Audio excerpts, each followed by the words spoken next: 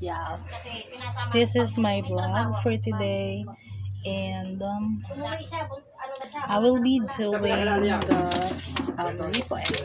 So we need first, syempre, yung ating, this is what we call the quail eggs, and then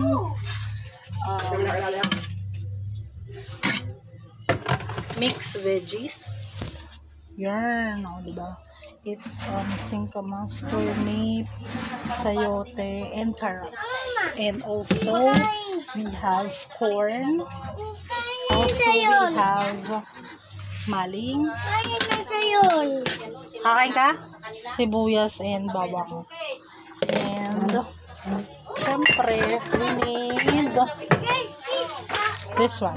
And that's one. And also margarine. I will be using this instead of cooking oil. Yeah. So that's it.